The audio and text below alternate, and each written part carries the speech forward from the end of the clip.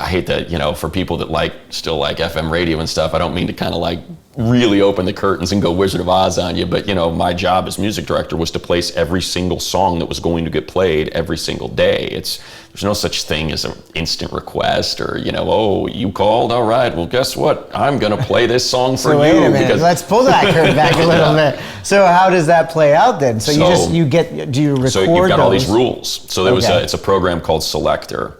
And you have categories, and so like power records are A's, and we would usually carry 8 powers, and they would rotate every 2.5 hours. So you would end up playing them about, you know, 8-9 times a day.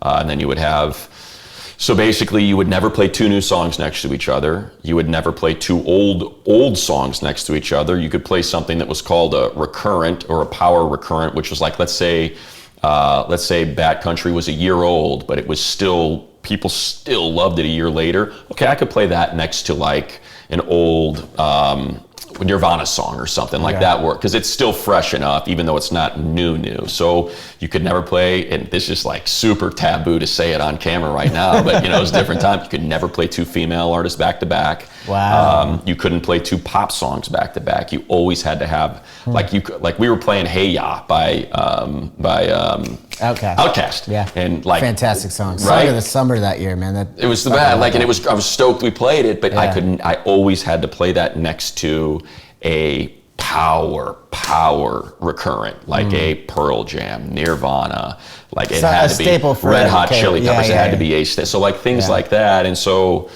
you know, that's what the majority of my day was. It would take me 3-4 hours to put together one day of music. So you say you couldn't, like, was it from in-house KROQ? Who? Yeah. The higher ups. The big boss, Kevin Weatherly, the man who, and he was, you know, Kevin came from pop. He came from Top 40. He was running Q106 in San Diego before he got hired, and Q106 is like the Kiss FM of San Diego. So he brought those Top 40 rules to alternative rock, and that's, you know, when it just, and like timing's everything, you know. I mean, I think he showed up like 6 months before Nevermind was released. Wow. You know, and so, and it was such a weird time in LA where I believe, I don't want to speak out of turn, but I believe KLOS, which was the big rock station here, they didn't want to play Nirvana. They were like, this ain't us, man. This is not Pink Floyd, and this is not. They were very classic rock. Yeah, and so KROQ's like, we'll take it. And they became the rock station.